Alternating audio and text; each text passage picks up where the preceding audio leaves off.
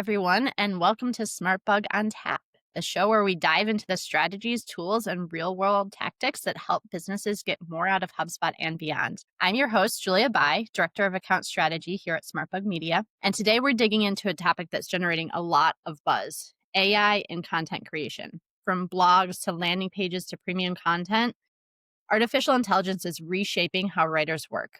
But it raises a big question: how do we use AI without losing our unique voice? To help us unpack that, I'm joined by someone who knows the content world inside and out, Rebecca Corgan, one of our incredible copywriters here at SmartBug. Rebecca has been experimenting with AI tools like ChatGPT to speed up her workflows, overcome writer's block, and explore new ways to brainstorm. But she knows the limitations, and it's important to keep content human, especially in a world filled with AI noise. So whether you're a writer curious about AI, a marketer wondering what is worth automating, or just trying to get more done without compromising quality, you are in the right place. Rebecca, welcome to the show. We're so glad to have you here today. Tell us a little bit about yourself.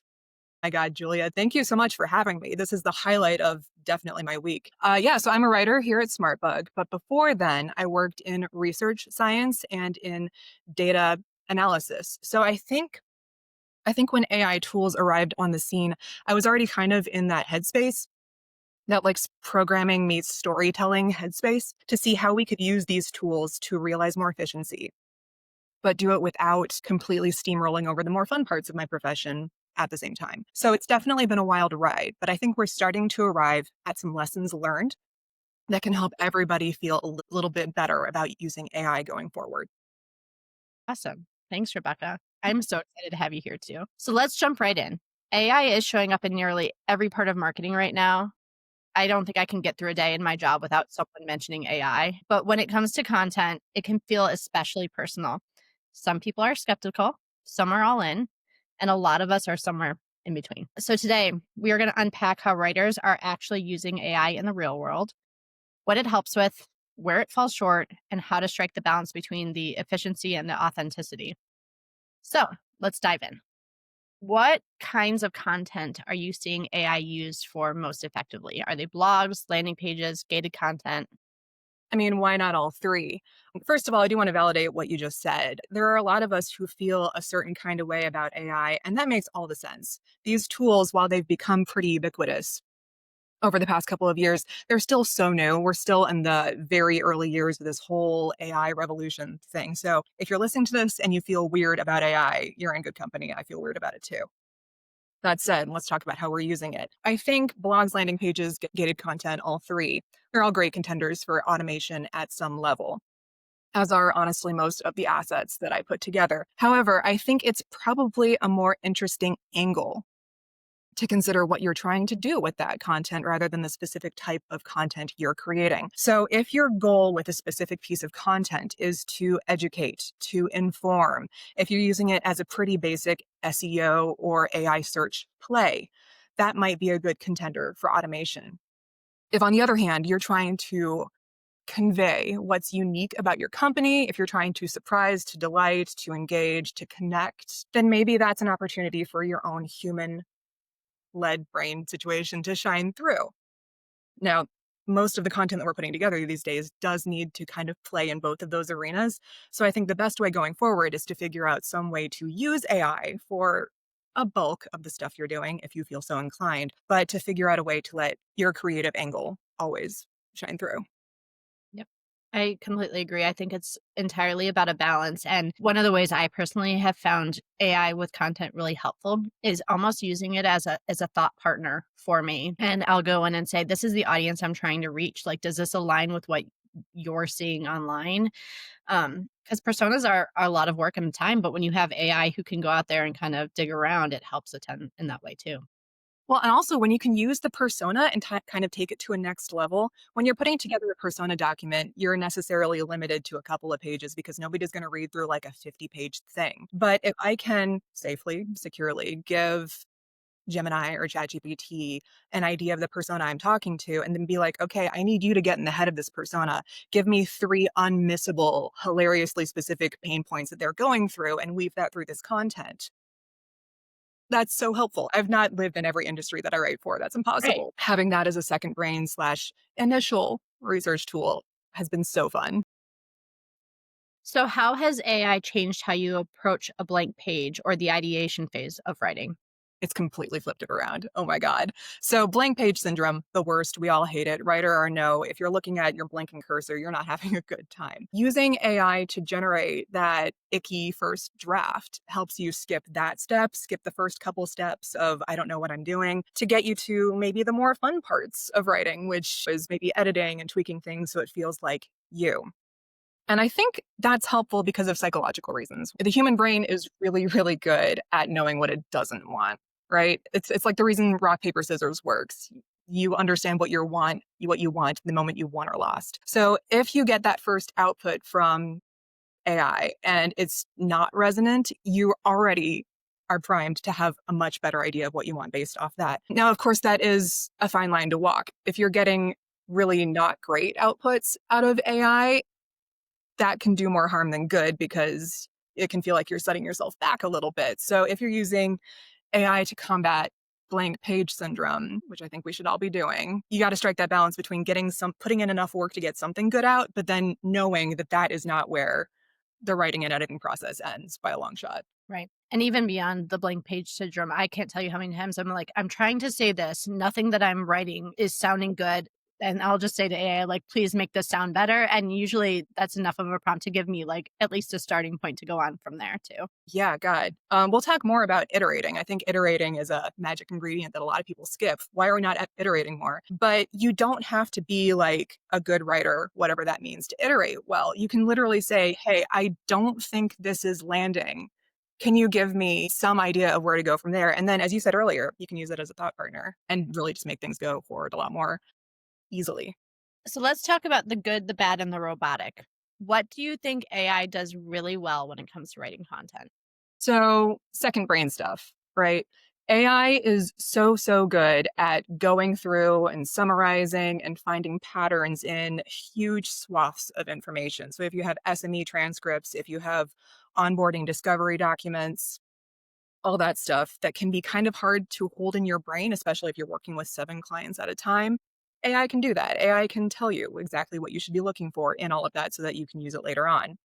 On the other end of things, AI is usually pretty good at providing short snippets of straightforward copy in response to a very specific need. So, like meta descriptions, meta titles, product descriptions, FAQs, these kinds of things, which they're not unimportant, not by a long shot. But if you have a limited amount of time and creativity to work with, then those are pretty good contenders for just one and done automation. I'm never writing a meta description from scratch ever again. The thing that maybe it's not as good at is being unique, right?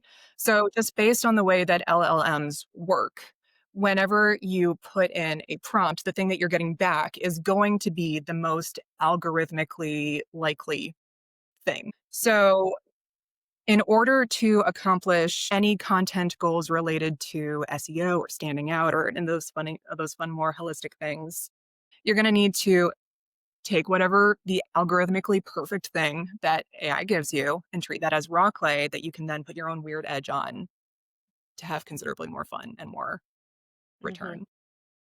Yep. Yeah, and I also feel that AI can sometimes be overly positive with things and also like they love a bullet point. Like I've gotten emails like suggestions where it's like 3 different sections of bullets. I'm like, this is way too much. Yeah, too much. And you're so right about the hype person thing. AI went through a phase a couple months ago. It's still ongoing where you could give it a bad idea, like objectively just the worst idea. And it would be like, oh my God, Rebecca, you're so amazing and wonderful. I'm going to implement this right now. And I'm like, well, thank you. I needed that. But also, this is not helpful. Right. So maybe a tiny pro tip. If you ask ChatGPT specifically, I'm still testing Gemini, to have a more balanced approach, then it will modulate a little bit. But for the most part, you got to have your reality hat on when you're Yep. working with AI all That's a the great time. suggestion. I also Yeah. read somewhere that like saying please is not necessary and actually adds a lot more like data processing that isn't needed. So like all of us Really? trying to price to robots for when they take over the world like is not needed right now. Oh my God. Okay. Well, I don't know if that's a habit I'm going to be able to break because I love having this like, if I say please to it, then it's like, oh my God, Rebecca, I love you. And Mhm. it's nice. Yep. Yeah, I know. I think we're just polite people in general, even to the bots. All right. So you've already mentioned a few areas where AI falls short or requires heavy human lifting. What are some other examples you have? So, where does it require heavy lifting? Three places come to mind. You have to give your AI good instructions going in. If you just have a blank, I'll keep deferring to ChatGPT since that's what most people use, I think. If you just have a blank ChatGPT chat and you say, hey, write me a good blog about HVAC systems, you're going to get nothing in response. So the magic comes in when you take the time to either prompt engineer a crazy prompt full of all of the background, the personas, industry information, any fun sources you might need. More information than you'd think, like fully a prompt as long as whatever you're planning on getting out. Or increasingly, I think there's a lot to be said for custom GPTs, Mhm. or as we're testing here at SmartBug, custom gems, which are like pre-made little bots that you can program with instructions and stuff and then share within the Google Workspace environment. And in those, you can upload again all of the things that a specific chat might want to know about a type of project you'll be doing or a client that you'll be producing content for, as well as any other maybe specific to you writing styles, like only use emojis here, or if you're putting together a chat that's just for LinkedIn posts, make sure to always do X, Y, and Z. That's the first part. You got to give the AI so much instructions, so many instructions, because it's not going to know how to do well or to deviate from that boring algorithmic standard on its own. Place two, iteration. So you're never going to get something good the first time out of Mhm. AI. And I feel like I see a lot of people complaining, justifiably, that AI is not doing too great when it's very clear that they've just said, hey, write a good blog, and they've gotten something sad in return. So iteration can actually be a lot of fun. So for my entire career as a freelance writer, I've been the one producing the deliverables, right? I've been the one typing for 8 hours a day. But when you're iterating, you can kind of put on your director's hat.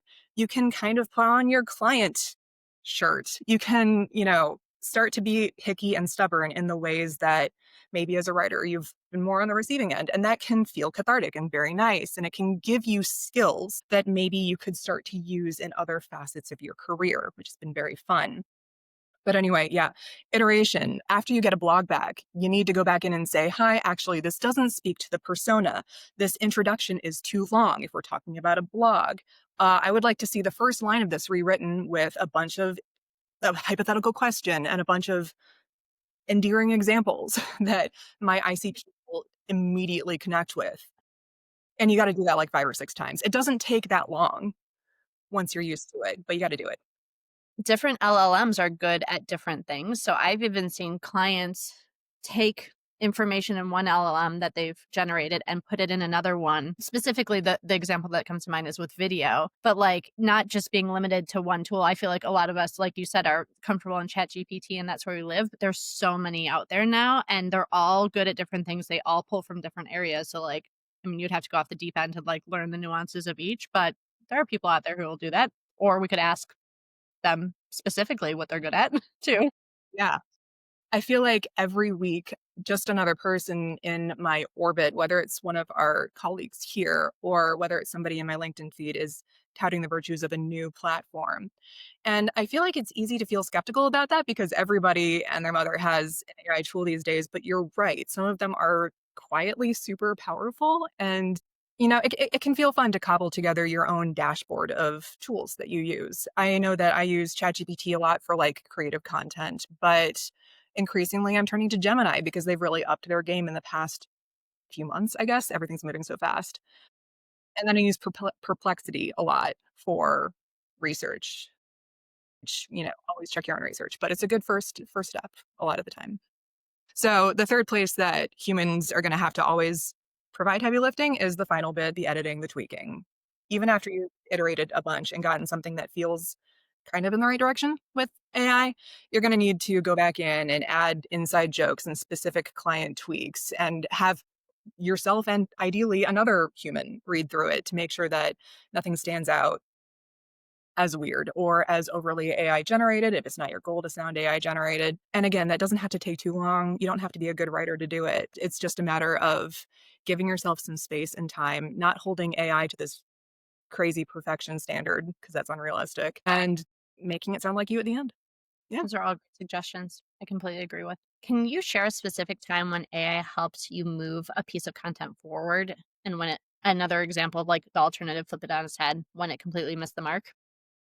Yeah, so I think a surprising place where AI was super, super helpful recently was when working with clients that have a long list of super exacting standards and specific tiny things that they want to see in their content. Maybe these are clients that we've been working with for a while. Maybe they have, and this is great, just really high standards for their content. And where previously we would have had to have teams of people just going through and checking commas and adding spaces before M dashes and stuff like that. Now I can kind of just put that laundry list right into a custom GPT. And whether I've had AI write something or whether I've written it from scratch, having AI just kind of implement all of those changes has taken hours off of what used to be a really, really involved and not super rewarding creative process. For me, that's huge win because like you think about salespeople. Like every time I write an email for a salesperson, they're always like, "Well, this doesn't sound like me. I'm not going to send it." But now with AI, we can do the practice of like, here are 5 emails this person has written, match the tone of that email to the examples used, and then all of a sudden, things that could take us hours of revisions are fixed in minutes. Well, and I think that's how AI is when it is used well. We're all overworked. We're all scaling. We're all growing our businesses, and that's great. But in order to make sure that's feasible without completely burning us out all of the time, and also without expecting things with the human brain that are kind of unrealistic, human brains are amazing, but they also make mistakes all the time. You can have computers do that. It's the future, right? Yep. What about as far as missing the mark? Missing the mark. So I can't speak to anything super specific that I've done for a client because we're having a good time today, right? Uh, let's see. I have noticed that when people, me, my team in general, use AI specifically and only to save time, that never goes well, right? So if you're like, okay, a normal blog takes 4 hours, with AI, I can technically do this in 15 minutes. So let's just do it in 15 minutes. It's never going to work well. The client doesn't have to be like super attuned to what good content is. uh, Alarm bells will just go off at some point. Your editor is going to be like, this sounds weird. The client's going to be like, I don't know what's wrong, but this, I don't love it. So I've definitely seen more requests coming in recently for me to retouch content that a client has written, that somebody here's written, maybe that I've written, to I've gotten requests to clean them up and humanize them a little bit more. Yeah, I think as far as missing the mark, if you're only using AI to save time, that's probably going to be a situation where you're missing the mark Right. most of the time, unfortunately. Yeah, and this kind of goes back to what you were saying with telling all the prompts that you need to tell. Like this is the branding. These are the words we say, the words we don't say, how we describe ourselves. And that's the thing that I see AI not getting right a lot. In fact, I'm seeing clients build their own AI tools that will train them how to do it, which is great. But again, like you have to have the human touch to know if it's authentic and you and all the things. Google's rewarding the things being authored, things being associated with a specific human, and people talking about their experience and expertise to establish authority and trustworthiness, EEAT. So if you're just using AI to save time and skip that step, it's going to miss the mark because it's not going to sound good. And also, you're just not doing yourself any favors. Yeah. All right. So let's talk about finding the right blend between human and AI. How do you personally decide when to use AI and when to build something from scratch? So I think I run it through a few gut checks there. So we're going to look for speed, scale, and context. Speed. So how fast does whatever this thing is need to happen? Am I being given a really quick turn assignment that for whatever reason is a 5 alarm fire and needs to happen 3 hours ago? If so, then definitely I'm going to use AI. That is the only way that's going to happen. Scale. So am I putting together one LinkedIn post or am I writing 20 for a gigantic campaign? If I'm only writing one, then economies of scale, it might not make sense to go through the whole priming, whatever, if I don't have a chat already set up. But if it's 20, then that's clearly going to save me a lot of time and headspace. And then context. When I'm being given this new project, is there a lot of data that I need to assimilate and have the deliverable reflect? Again, back to purpose of the piece. Is this something that needs to be magical and unique and fun and original? Or is it something that's just like, no, we are writing product descriptions? I will say I usually start with AI pretty much regardless, even if it's just from that brainstorming or thought partner angle. For most of my clients, I already have AI chats set up. So the second brain is already there. Why not consult it? And even if I have a new client or a weird one off project, I probably have a similar AI tool already set in place that I can be like, hey, dude, I need to write a blog and I don't have time. This chat has a really good thing going. Can I leverage that for a client in a different industry? And again, even if it's just getting me past that blank page or helping me build some momentum on a project, it's always a good thing. So, how do I decide when to use AI? Pretty much always in the beginning. But then how much I let that be part of the process depends on a bunch of different factors. Yeah. Yeah. So let's talk a little bit about that process more. Do you find that you're using it more as your brainstorm partner, your first drafter, or something else? And you've hit a little bit on this, but So I think it's a mix, right? I think as a writer, I mostly use AI as a first drafter. I've got tools built with these second brains already in them. For most of the content that I produce as an agency writer, we've got a formula working. We know how things are going. So I can very easily just be like, hey, here's a new blog. Here's the key points. Let's get this going. And that's how I'm able to write at scale.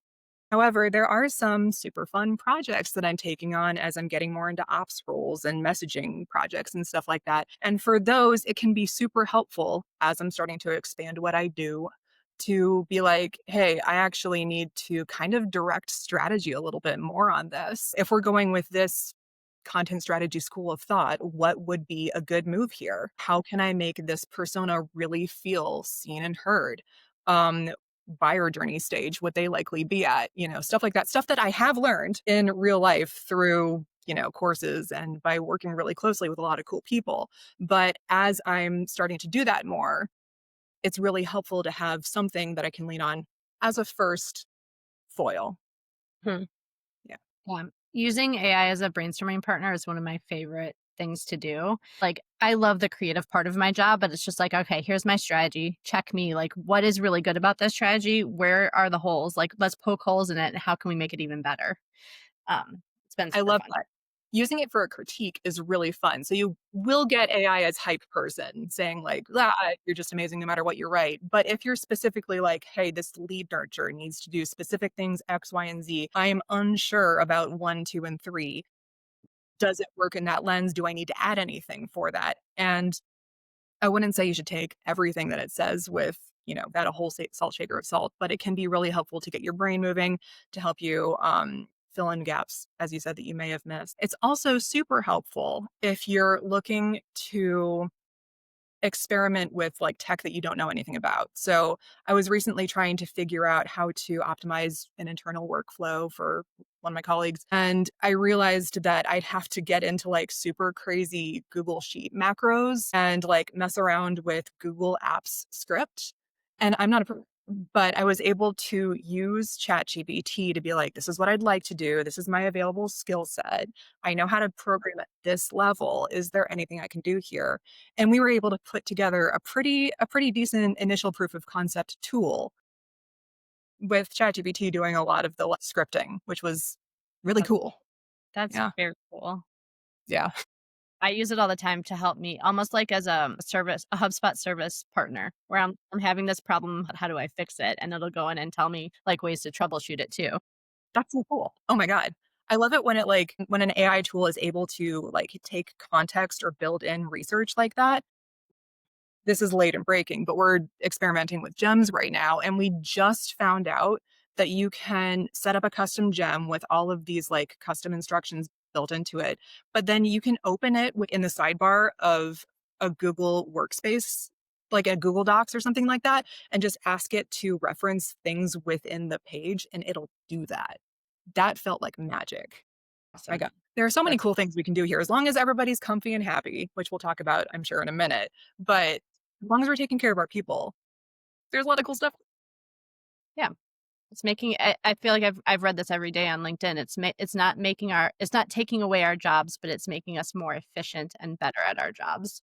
And helping us enjoy our jobs more. You were saying that you really are into the creative parts of your job. So am I. Mhm. I think that's all of us. And I Yeah, think there is a world in which, with AI as a strategic partner in some capacities, we can all do the stuff we like more. right. So that's awesome. Let's make more time for that. I love that. All right. So let's talk about common AI pitfalls and how to avoid them. What are the biggest mistakes you see people make when using AI for writing? So these three biggest mistakes are going to mirror an earlier answer. So we were talking earlier about where do humans need to come in and do the heavy lifting, right? So the three biggest mistakes that I see are when people skip those. So I'll go through these quickly, but not going to have a good time with AI if you go in without a plan. You don't get good stuff out of AI if you don't know what good is. And that's something that I would like to have tattooed on my arm and have scribbled over every surface. Just like I'll get a billboard. And that doesn't mean you need to be a good writer. What does that mean? It means that you need to go in with strategy. You need to know what you want. Unless you're going in specifically for the brainstorming partner thing, you need to have a plan going in and you need to give information to support that plan. So you're not just going in completely expecting miracles. Second, settling for the first draft. You got to iterate. First draft's never going to be good. And even if it is good, without iterating, you're missing a key opportunity to put even more of a specific stamp on there to get away from that algorithmic standard that you're going to be saddled with if you just stop before iterating. So, got it right. And then leaving in the AI isms. So, LLMs work by collecting everything on the internet. Basically, generalizing, but it collects everything that has been written and uses what works well to generate further outputs. So if something is really, really popular out in discourse, it's going to get put in the mix to get used a lot more. That's why there was that thing a while ago about M dashes and how using M dashes was an AI tell. It's because we all like using M dashes. Same thing for like dive in and in the story landscape of that's just AI trying to do what's cool and fun and popular. Yeah. But the thing is, whether it's fair or unfair, if you skip the final editing phase and you leave those AI isms in, if you don't want to sound like AI, that's going to be the best way to make sure that you do. And that doesn't mean you need to get rid of all your M dashes. Don't do that. M dashes are great, but it does mean that if you're reading through an output and you notice that it uses the it's not this, it's that constructions 3 times in like 2 paragraphs, got to Mhm. edit that out. The difficult thing there is LLMs and their existing knowledge sets are always up. So what today's top AI red flag might not be such of a big deal tomorrow. So I would recommend following some very cool people on LinkedIn. I'm one of them. Come find me. There are always people talking about, I've noticed that AI is doing this more. So you should do that yourself. As you're using AI, have your detective hat on and notice if it's doing something a lot and then make a note to yourself to edit that out. But you can crowdsource that information too. Yeah. And it's very true that, LLMs are only as good as the information available to them. I think I saw an example the other day that was talking about I'm gonna screw this prompt up, but it was like asking AI the shape of the earth, you will get both round and flat because there are that all of that exists on the internet. So like that is like the perfect example of like you need the human element to go in and say, "Hey, actually, we know that the earth is round." So Amazing example. Mhm. That can be really funny. I know that when Google acquired Reddit or something like that, there were all of those viral posts about the AI summary at the top of the SERPs being like, yes, you should eat a rock. Or, oh, yeah, make sure that you glue the cheese to your pizza or whatever. So, misinformation, it can be funny. But if, um, as far as AI ethics go, making sure that you definitely fact check. I think we're going to talk Right. about this next. If you fact check things and take ownership of your content, it's a good Yep, thing. that's exactly the next question I had for you is how do you fact check and gut check your AI content before publishing? So, table stakes, click every link, every single link. If you're working with ChatGPT, I think it will try to generate links, but there might be like a UTM code and it might lead you to a 404 or something that it's completely made up. So, check that. I think in Gemini, it'll more create a dummy link, which is a little bit less dangerous, but it will definitely be an AI red flag and won't do your content the favors that internal or external links usually would. So click every link. Ideally, you'll be doing your own research or using something like Perplexity and then your own brain to put those links in yourself. But if your AI tools do go ahead and give you links, check those every time. Secondly, I would advocate for if you have time, please, please, please give yourself a little bit of a buffer between generating something with AI and then reviewing it. That will help your brain kind of have to cool down and give yourself the space you need to come back and see if everything's resonating, there anything feels a little bit off. Generally, this might be a little bit dated advice. We're still looking at this more, but AI may avoid making super declarative statements. So when it does, it's always a good idea, especially if you're like writing legal content or anything that could be seen as something that somebody might be held to. Soften those, fact check those, talk to SMEs on your team, which brings me to the third best practice.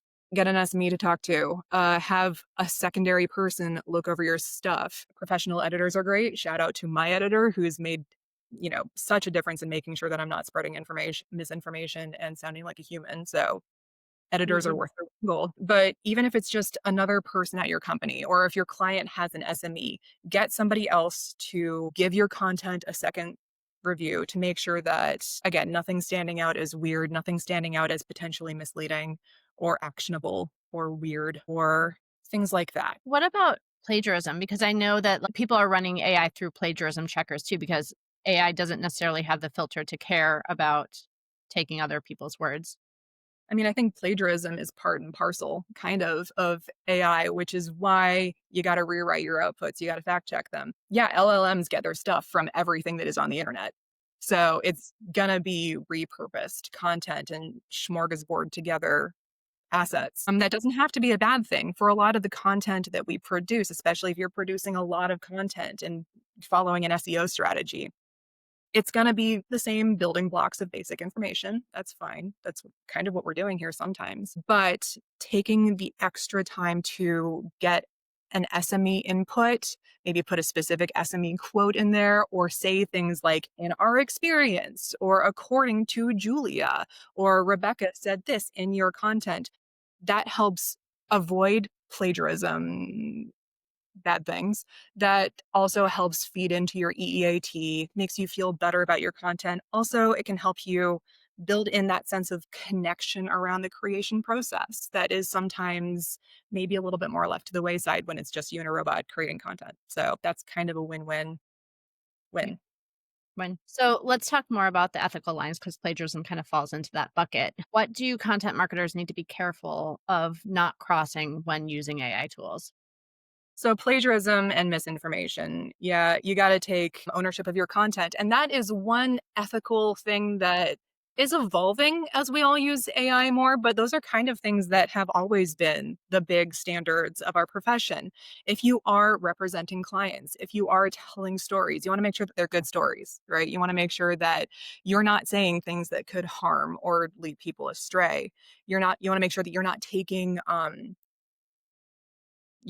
ownership of somebody else's content, which again can feel dicey because we're all with LLMs drawing from the same pool. But I guess here that would be more being really proactive about putting your own stamp on things and fact checking and gut checking, as we said before. I think the new thing that I'd want to bring up here, content marketers, but I think this goes for anybody who could be listening to this, is that we have to be so careful to continue to center humans in this process. You said earlier that we're seeing a lot of messaging about how AI is not replacing people's jobs. It's just helping us do the parts of our jobs that we like better. And I think that has to be our clarion call here. Otherwise, we're not using AI in a way that is actually helpful, right? So I think that if you're in charge of an effort to use AI more at your organization, which I'm involved in that at SmartBug, we're all doing that to some degree. You need to make sure that humans feel as safe as is possible, and that they have as much room to become familiar with this new tech as much as is possible, because otherwise we're not going to feel good about using it more. That's just Maslow's hierarchy of needs, right? So center humans in the process, give us all space to feel safe about this. I mean, the past few years, my God, this has moved so fast in the grand scheme of things that like we're all, even if you're really excited about AI, you've still taken considerable psychic damage over all of this. So we need, again, we can move fast, but we can also make sure that our people feel good. We can give people time to heal even as they are onboarding. Like that's just a good people thing, but it's also a good business thing. If you're taking care of the people are going to feel better about using AI and getting all of the benefits that come with that. So that's something that I'm prioritizing a lot as I'm helping our teams at SmartBug use AI more to accomplish our business goals. But I'm very cognizant that we have to have our human goals at the same time. So that's that's that. Please do that. For sure. Yeah, I know. I think in the back of my mind when you're talking about that, I think about that MIT study that came out that showed like what human brains were when using AI. And it's like, oh my God, I don't want to lose my brain functionality. Which is why, like, as you're thinking about which tasks can be automated or offloaded to AI in some capacity, you want to go for the things that nobody wants to do anyway. So when I started this like AI project at SmartBug where I was told to help people use it a bit more, I scheduled one-on-ones with as many people as I could in our company because I wanted to ask them, hi, how are you feeling about this? What's the thing that you like doing least? What could we take off your plate? And what's the part of your job that you would never want offloaded? And I'm really happy that at SmartBug, we're using that data to try and prioritize automating away the things that nobody wants to do. And giving people more time in their day to focus on creative direction or content strategy or connecting with their teammates or the other things that we uniquely can do. Yeah, definitely. All right. So before we wrap up, I have one more question for you. What are your favorite, if you have any, prompts, tools, workflows that help you get the most out of it? Okay, so second brain priming. If you're not doing this, I don't really care what you're using AI for, but this is just such a mental load alleviator.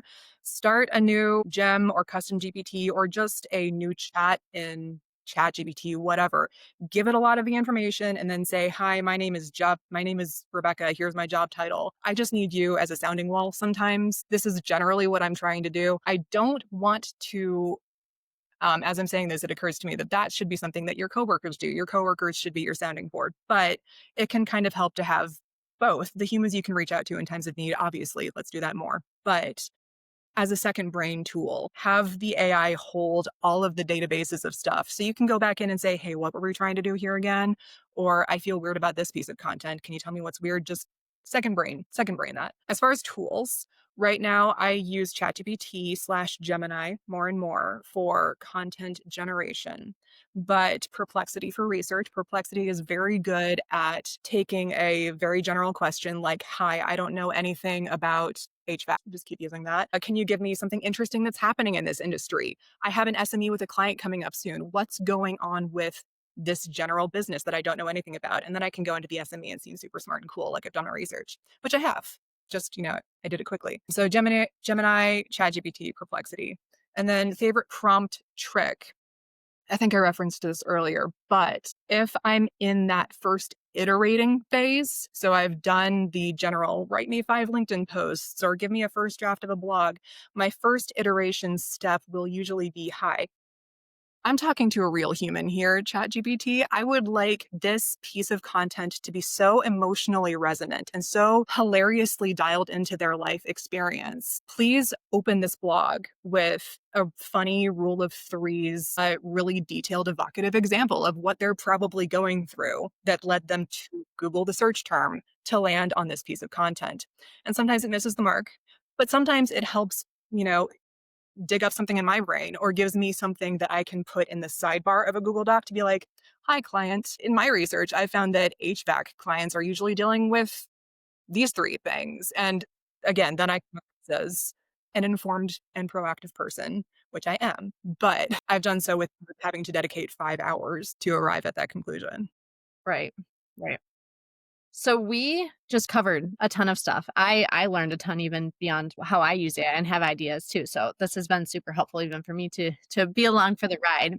If there is like a takeaway from today, what would you say is like this is the one thing that people need to remember from this conversation? Iterate more. So yeah, just never don't ever settle for the first thing that comes across as an AI output. If you're writing with a human writer, even the best human writer, when they get back to you with the first piece of content, you're probably going to have feedback for them because that's part of how creating good content works. You don't settle for the first thing, you go through a collaborative creative process together. And that's something that we should still do with humans. But I don't think that we should hold AI to a lesser standard, right? So once you get the first thing from AI, don't go, oh, cool, this is AI. It's okay if it's not great. No, be a little bit stubborn, be a little bit picky, go back and say, I don't love this. Help me make it better. I have high standards. You're going to meet them. It doesn't have to take long. And then you said one, but I'm going to say two. Please center your people. Please be kind to people. Oh my God. Try and find some humor in this. Allow people to heal.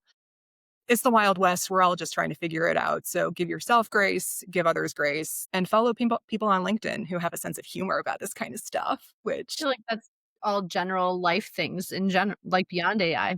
Be I nice, mean, kind. Follow Rebecca on like. pretty much, yeah, those are my top three. What about you? All right. So where can listeners go to learn more about how SmartBug is using AI responsibly in our content workflows? I mean, I would say watch this space. Wherever you're taking in this content, SmartBug on Tap is an incredible resource for learning more about the things that marketers are trying to grapple with right now. And I am so beyond sure that there are going to be more episodes about AI and AI ethics in the future. So stay tuned for that. And follow SmartBug on LinkedIn. Same deal. We're always writing more and more about really cool things there. And then you can follow me. My name is Rebecca Corgan, RebeccaCorgan. It's somewhere. I'm always ranting about this kind of stuff and experimenting with being funny on LinkedIn. Awesome. Thank you so much. Thank you. This has been a blast. This has been so much fun. Let's do it again.